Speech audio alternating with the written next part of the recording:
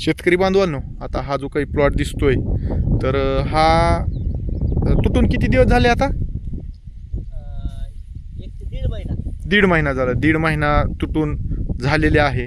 VSI 8005 variety आहे. कानी वगैरे कुठं काय आलेलं नाही आहे. फक्त प्रॉब्लेम एवढा झाला की हे उमाटाचं रान आहे. तर ह्या ठिकाणी उमाटाच्या रानाला तुटाळीचं प्रमाण जवळपास 30% आहे. म्हणजे ही तर बघा, ही तुटाळी इथून बघितलं एवढ्या ह्या क्षेत्रामध्ये उगून आलं नाही. हळूहळू येईल उगून, पण बऱ्यापैकी थोडंसं तुटाळीचा वाटतोय हा प्रॉब्लेम. तर त्याच्या कम्पॅरेटिव्ह पुढं 2 तुकडे, हे एक तुकडं आणि त्याच्या खालचं तुकडं, तर त्या ठिकाणी मात्र तुटाळ जे आहे ते कमी प्रमाणात आहे. तर मग अशा ठिकाणी काय करायला पाहिजे?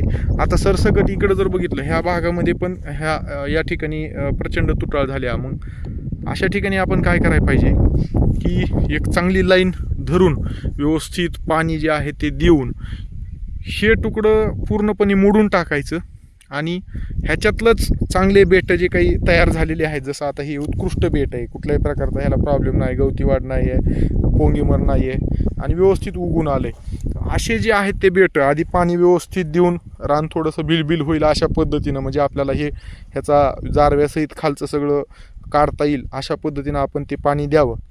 आणि हे पाणी देऊन हे काढून घेऊन खालीसुद्धा ज्या ठिकाणी आपल्याला तुटाळ भरून काढायची आहे त्या भागामध्ये सुद्धा पाणी देऊन त्या ठिकाणी जे आहे ते जुने बेट जे उगून आलेले नाहीत त्या ठिकाणी ते आपण लावून जर ते भरून घेतले व्यवस्थित, तर प्रॉपर म्हणजे ह्याच्यातलं बऱ्यापैकी जे आहे ते त्या ठिकाणी आपण तुटाळीसाठी वापरू शकतो. आणि ते 2 तुकडे जर आपण व्यवस्थित जोपासले तर निश्चित त्याच्यामध्ये जे आहे ते आपल्याला प्रति एकर जे काही भेटणारं उत्पादन आहे तर ते निश्चित फायदेशीर आपल्याला राहणार आहे. आणि या ठिकाणी मात्र हे मोडून घेऊन पुढं खरीपाची कापूस किंवा सोयाबीनची लागवड आपण या ठिकाणी करू शकतो आणि पुढचं खरीपाचं पीक घेऊ शकतो.